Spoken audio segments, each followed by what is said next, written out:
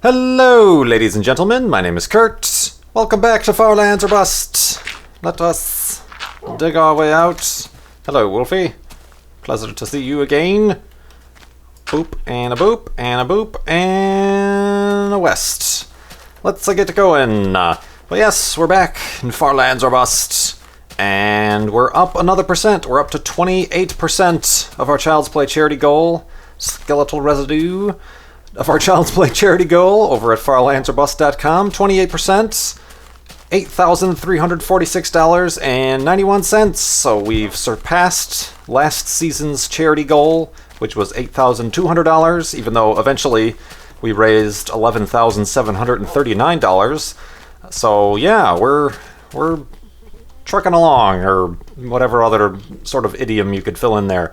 But yeah, that's really awesome. I appreciate the continued support for both Far Lands or Bust and, more importantly, for Child's Play charity. A great cause that, as a reminder, they get toys, books, and games into the hands of children's hospitals around the world. To get kids' minds off of whatever reason they might be in the hospital.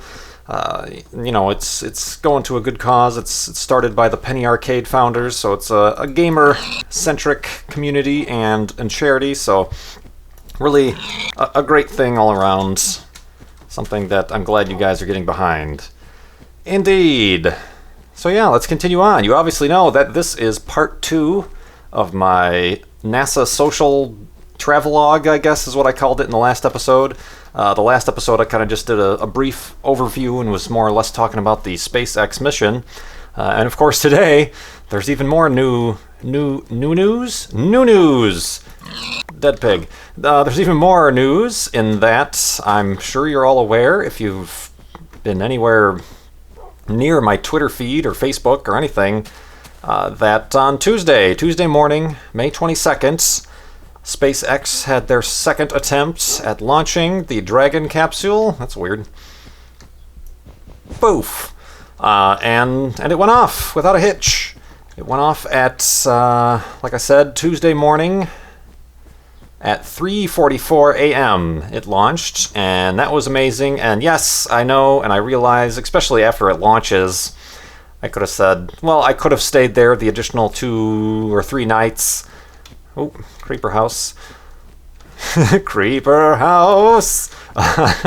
And, I could have then been there to see the launch first person, and there were still some NASASocial attendees who were there, and some of them posted videos or pictures and things. So, yeah, always after the fact I feel bad, but I made the right decision in coming back. I know, like I mentioned in the last episode, some people suggested that they would donate to the tip jar to help me stay there longer, and even in one of B00's last episodes, he mentioned he'd be happy to do that, but it was right that none of you did, because I advised against it, because I wasn't staying regardless. I just couldn't.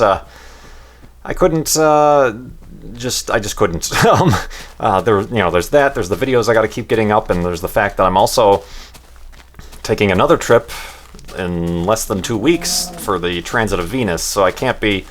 That's just not my lifestyle to be traveling all over the joint every now and again. So it's far more of what I'm doing now than anything. But yeah. It looked like an amazing launch, right on time, and I really do appreciate, even if I wasn't there, I had a really good time hanging out, mostly on Twitter, posting back and forth, let alone with all my friends I've made over the last, God, how long have I been on Twitter? 4 years? 5 years? Maybe 4 years.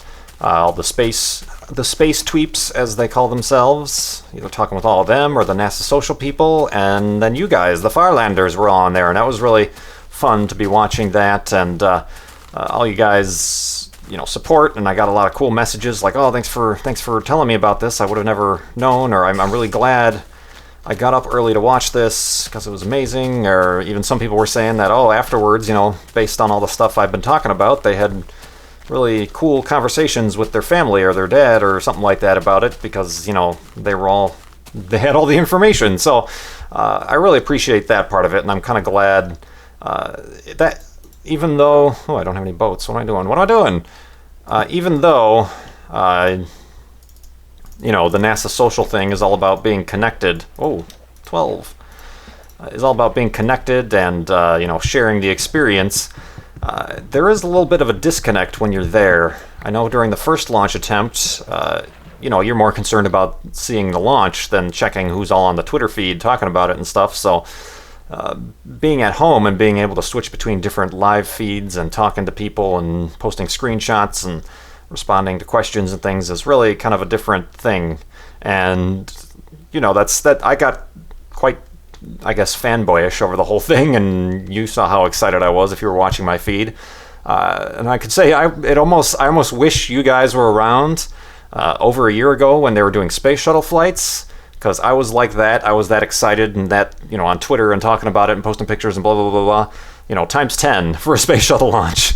You know, so that was, it's a little unfortunate that you and I have come together only after that fact, but I'm glad. I'm looking forward to the future. But yeah, it's one of those things, when I did have a full-time job, my boss knew that if there was a space shuttle launch that day, I was not going to be getting any work done. I'm in the office and I'm there to, you know, do whatever I can to answer questions, but I'm not doing any work. I'm watching the live feed.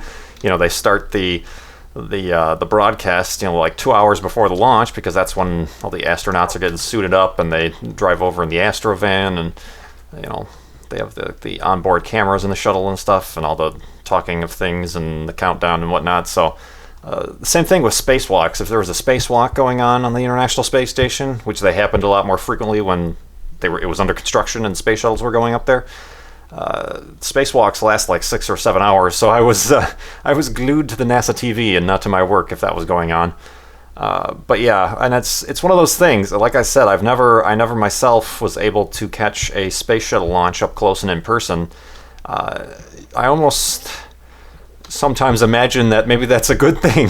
I don't know if my brain could handle it. You know, it was, I got all excited about the SpaceX launch, and, you know, even though there's no people on board, it's still one of those, your heart starts to pound, and even the Juno launch, sitting there in person, that was an amazing experience. But in terms of a space shuttle launch, you see this vehicle, not only a much more powerful vehicle, but there's 6 or 7 human beings on the top of it, ready to go. There have been many a story from previous NASASocials and tweet-ups of, you know, grown men, you know, becoming belligerent and in tears after watching a live space shuttle launch from 3 miles away. So I'm pretty sure I would be the one. I'd end up curled up in the fetal position, weeping to myself underneath the countdown clock or something.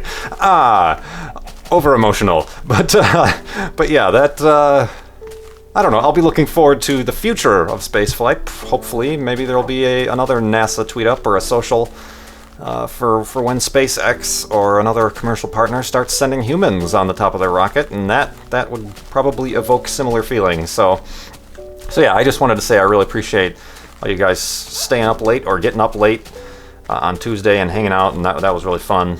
And I had a good time. Had a good time watching the space launch. But yeah, I still got to, I got a lot to get through. Whoa, Nelly. I can make it. Yes. Well done. Wolfie cannot.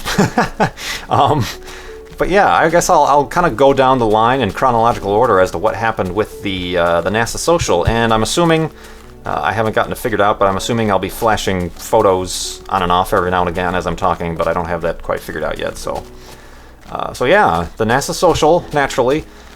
Last week I got in there, and you guys, or most of you anyway, judging by the comments on the video, guys, saw the NASA television, either the broadcast or you saw on the YouTube channel the upload of it. Let's flood this and hope nobody lives down there. Enjoy the liquid. So yeah, you've seen all the first part of a NASASocial, and that's basically, in terms of, there's different formats for NASA tweet-ups, NASASocials, whatever, I'll use that term interchangeably. There's different formats. Some of them are one-day events, but most of the launch ones are 2-day events, where the first day you meet in a room or in the NASA tweet-up tent, and you have visitors and guests, you know, of importance to the mission, or astronauts or NASA people. You get kind of a Q&A time with them, almost as if you are members of the press, you know, kind of thing. And then you get behind-the-scenes tour of Kennedy Space Center, and then the second day is devoted to watching the launch. Same thing here with this. Gosh, I'm gonna need like 8 episodes to talk about this. Let me go to sleep here, and a boop, and where's my bed? Got a lot of bones.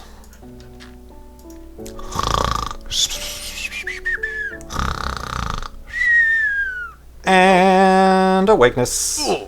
And fall damageness, although I didn't take any damage. But yeah, on the first day, we got in there and we were in kind of this press annex, which was kind of a nice little room. It was different from the Juno launch tweet up, which had just a tent. It was an air-conditioned tent, but it was just a tent.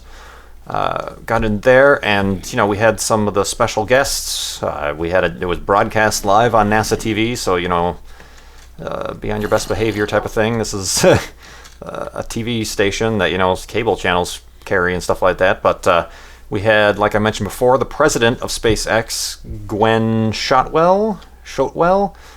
She came and talked. Elon Musk, the CEO and founder of SpaceX, was hanging out. He was staying at the headquarters and launch control in California for the launch, which makes sense.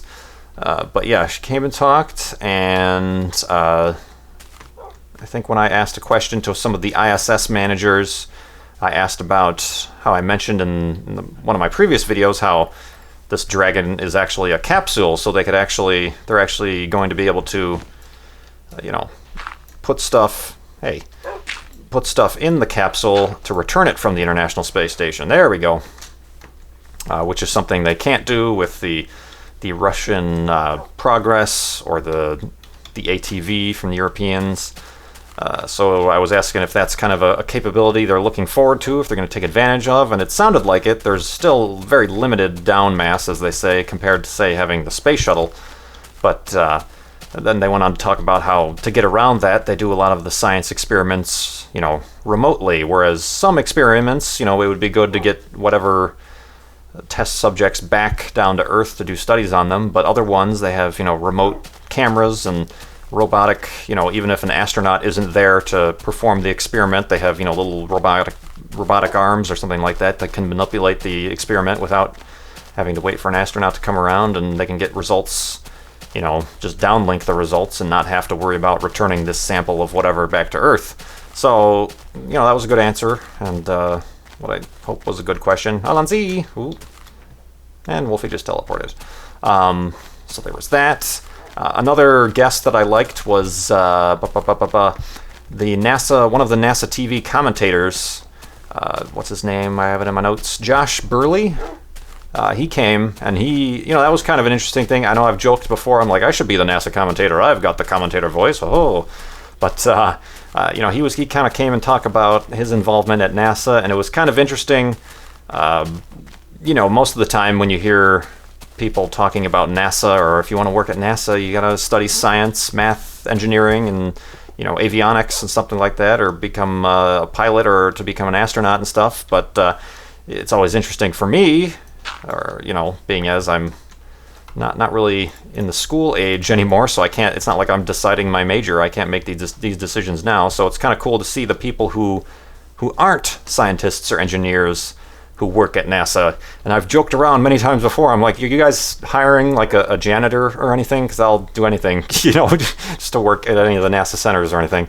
So it was cool to hear from him, and I asked him along the same lines. You know, you're always hearing about, you know, engineers and scientists and stuff. I was wondering, you know, what his background was, and he basically, one of those things, he went to journalism school and worked in actual, you know, radio for a while, and then just one of those jobs that popped up. He had a passing interest in space. He said as a young kid he actually went to Huntsville, or no, not Huntsville, one of the NASA centers, and actually got to meet the Challenger crew, obviously, before their flight. So that had somewhat of an impact on him, obviously. And then it's just one of those things. He applied for the job opening as a public affairs person at NASA, and then got it, and now that's where he's at. So that was really cool to hear from him, and it was one of those experiences. I know when you guys see my face sometimes, you're like, that voice doesn't match that face.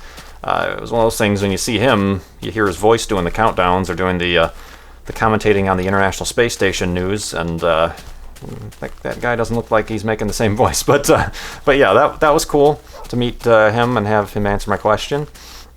But yeah, then after that we went on the tour. We had lunch and then we went on the tour, where we split up into buses and go on the tour. And right from the get-go, they said they had something very special planned for us. And I know I mentioned before I wasn't sure if any of the space shuttles were in the VAB, because during the Juno NASA tweet-up, Discovery was in the VAB. They were holding it there until they could, retrofit it to head to the Smithsonian. But they said no shuttles were in the VAB anymore. But we did go into the VAB again, and there was a lot going on. They're cleaning out a bunch of offices and stuff, and I tweeted a picture of, there was a bundle of office furniture and office chairs. I'm like, I really need a new office chair. Could I have one of these NASA chairs? A space chair. But yeah, there's a lot of that going on. They had the Astro van and one of the tanks there.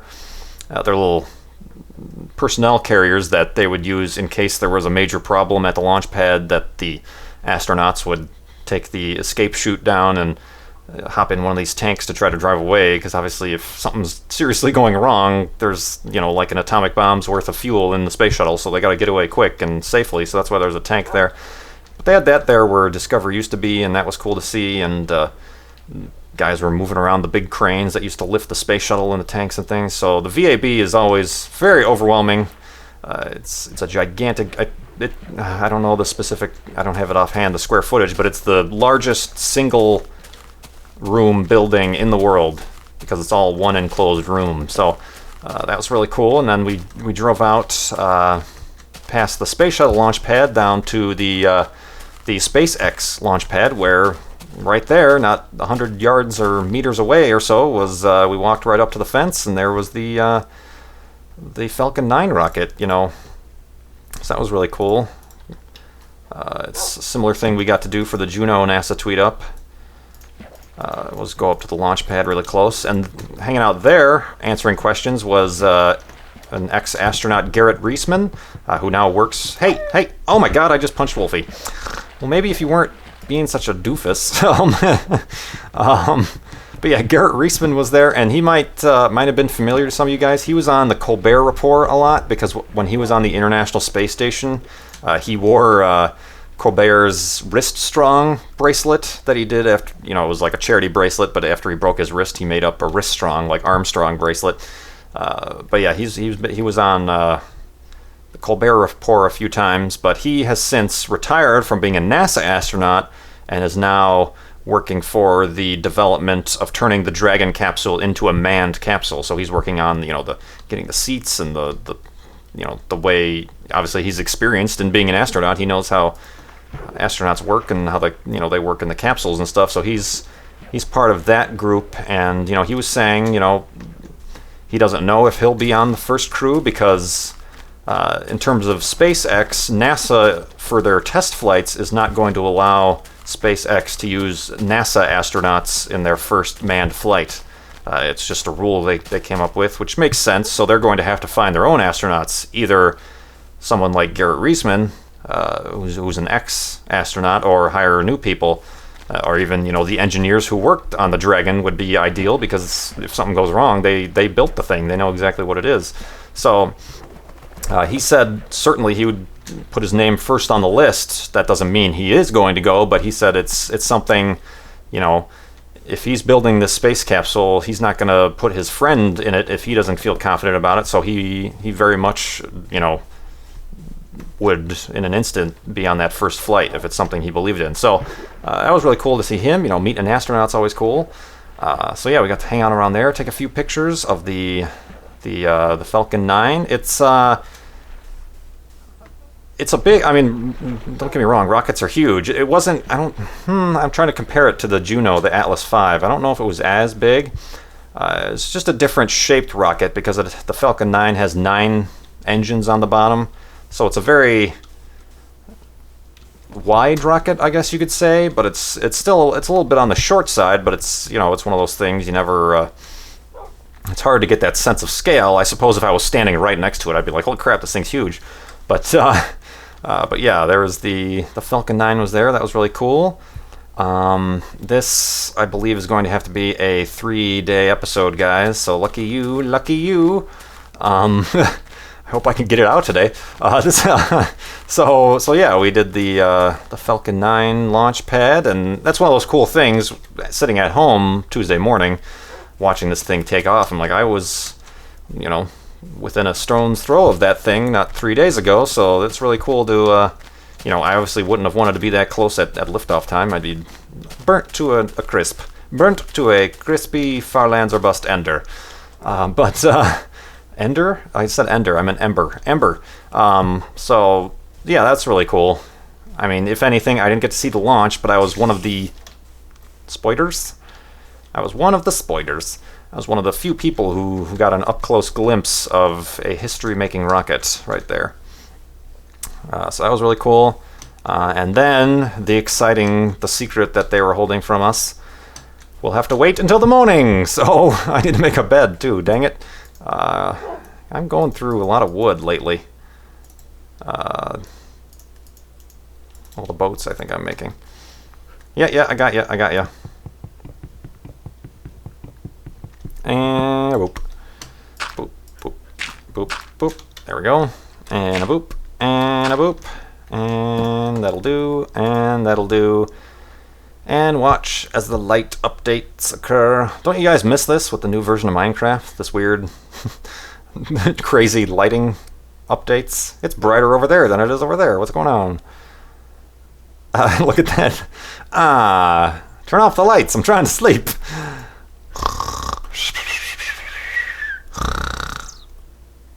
And lighting updateness. So yeah, what was I talking about? Oh, the special treats.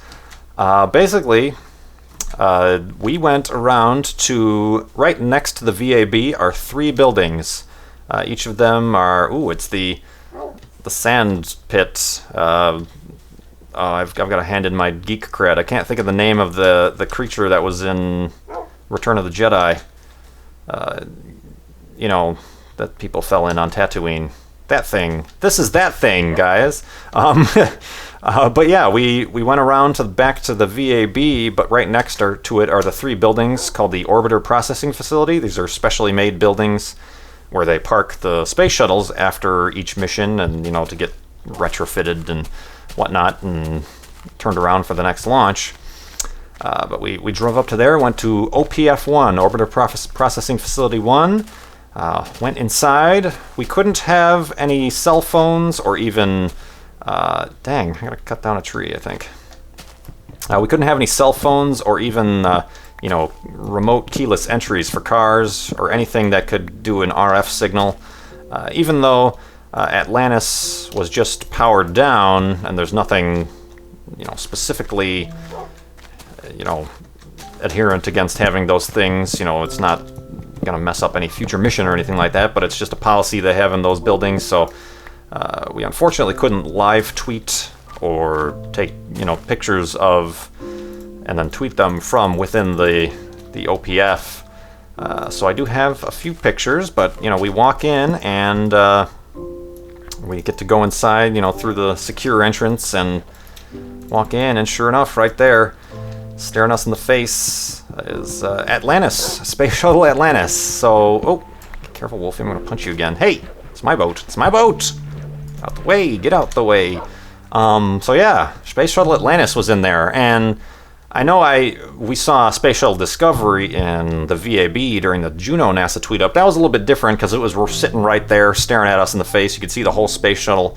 And I remember mentioning in that video when I came back and did the travelogue for that turning the corner and seeing it for the first time, I got kind of, speaking of cowering and into a shriveled little fetal position underneath the countdown clock. It kind of hit you a little bit, and I had to kind of pause and help make sure I didn't get emotional, because it was, it's a space shuttle, for Christ's sake. It's been to space 33 times or however many times, and it's this kind of object of my childhood that I've been watching launch growing up and stuff like that. So it was a little different being in the orbiter processing facility, because the only thing we could really see was the underbelly and the landing gear. It was still amazing, and there were some parts where I was able to peek around, and you could see up the side and kind of see some of the white paneling on the sides and stuff like that. But being in the orbiter processing facility was cool because we were close. Before we went in, they had to tell us, okay, don't touch this thing. We working here aren't even touching it because we want to keep it in pristine condition before we hand it over to where Atlantis is going to end up, is right there in Florida at Kennedy Space Center. So yeah, that's how close we were. Don't touch it. Not that many members of the public get this close up of a view. But it was all surrounded by all these gantry and all these kind of layers of stuff where that's where people get access to it to service the space shuttle. But being right underneath it was really cool. All this, you could see all the tiles on the bottom, and they all had the streaking going across it, and you got to kind of think in your head all those streaks and little scars are from re-entering the Earth's atmosphere at 15,000 miles an hour. That's like blah, brain explosions. But and then the landing gear was there, and we got some cool pictures of the landing gear. And I don't do this very often, but I guess I'll show a picture of myself next to the landing gear, and that's all you get. No. But I don't like pictures of myself, by the way, which is why I was a little bit look of disapproval when you guys were all retweeting screen caps of my appearance on NASA TV and things like that. I'm not a big fan of myself. No, that sounded weird. It's it's one of those things. Who cares? But yeah, we got to hang out around there, walk around. And we were the only ones in there. There was no activity. Like I said, I think it was just a couple weeks before they powered down Atlantis for the last time. And, it's kind of a ceremonial thing where, they took out the fuel cells. This thing isn't going to be powering itself. It's not going to be plugged in. The computers are shut off. It's heading to a museum.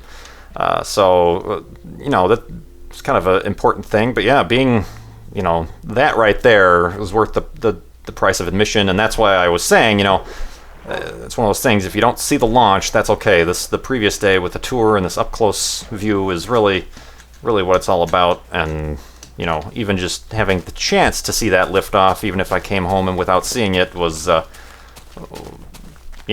amazing thing. And this was all provided to us free from NASA and SpaceX. I'm sure we're co-sponsoring the NASASocial. So, well, I don't know. I can't say that for a fact. But yeah, free in the sense that these 2 days were free and the accommodations were free, but not the travel and the hotels and all that other stuff that I had to buy. But yeah, that was like the first day of the NASASocial.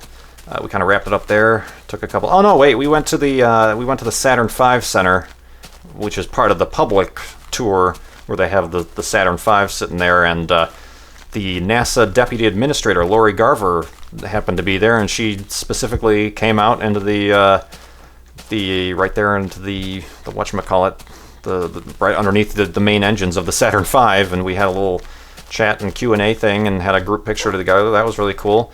And it was kind of funny, members of the public were coming out and streaming around, and I don't think they had any idea what was going on or who she was, but the space nerds certainly did. So that was cool. But yeah, that was the end of that day. And then the next morning was an early morning. I got to bed at like 10, and I'm like, okay, gotta be up at 2. So the previous night I had 5 hours of sleep because I got into Florida late, and then this night I had 3 or 4 hours of sleep. Get out to Kennedy Space Center at 3 a.m.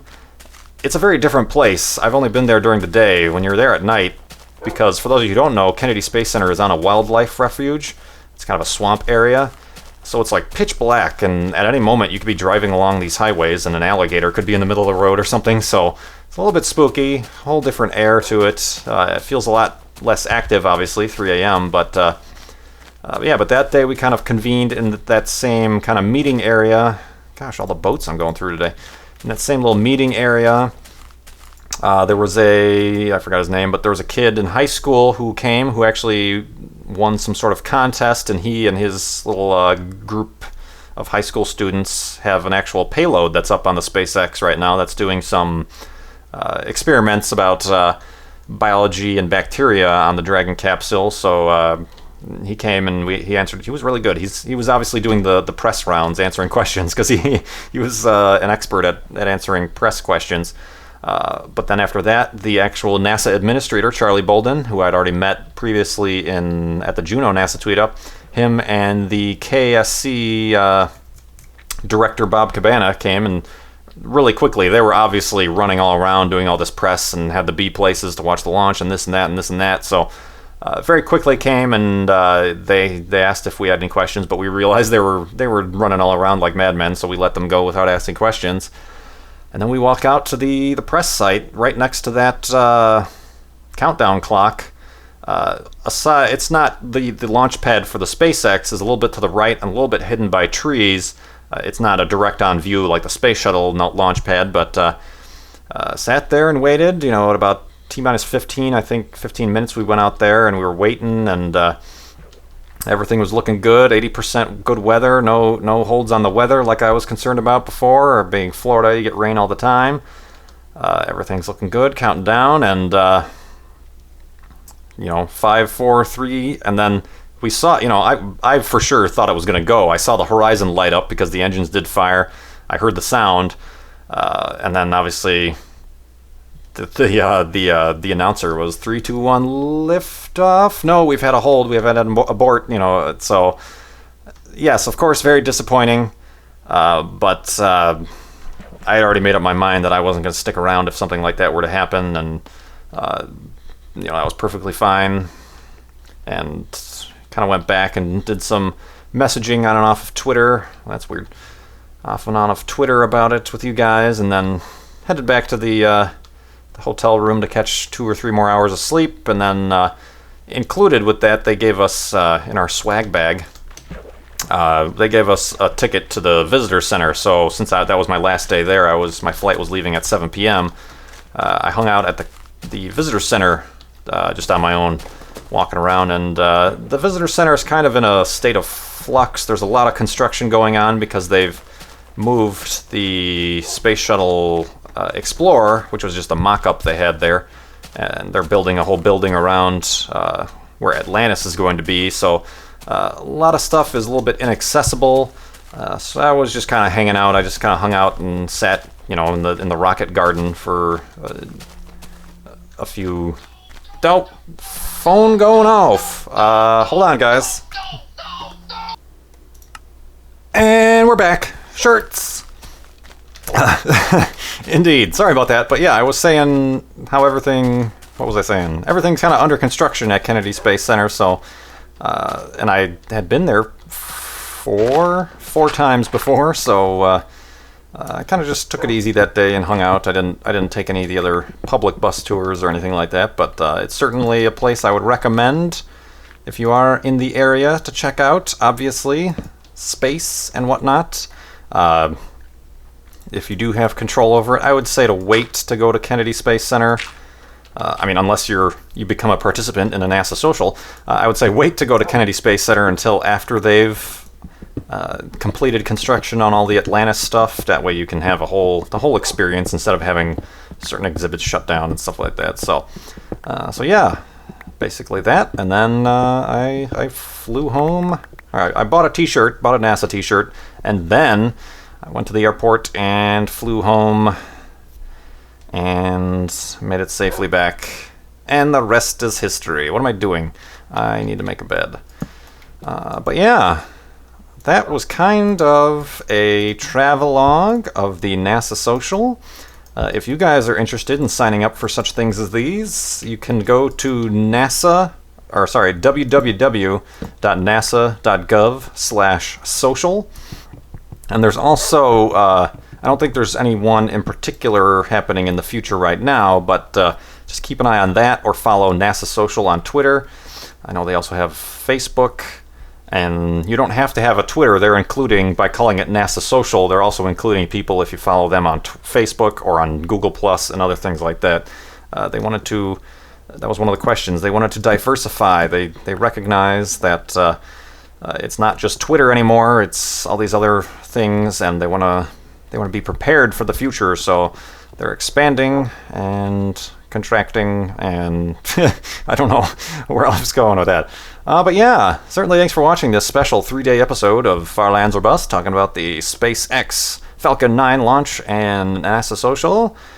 Ask me questions. I might have to continue talking about this next episode, because I know there were some questions in Torchwall. There were some questions in the last episode that I didn't get a chance to answer this time just because I had so much to talk about.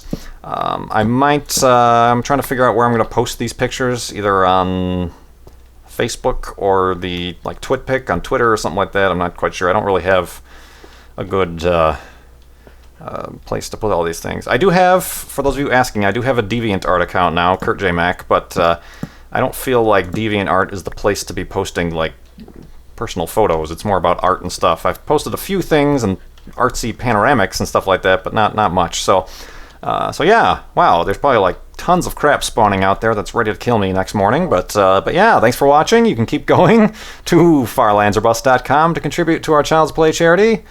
And you can keep liking, commenting, subscribing, and asking me your questions in the comments below, and I will continue to ignore them all. Indeed. So yes, my name is Kurt. Thanks for watching. I will see you next time.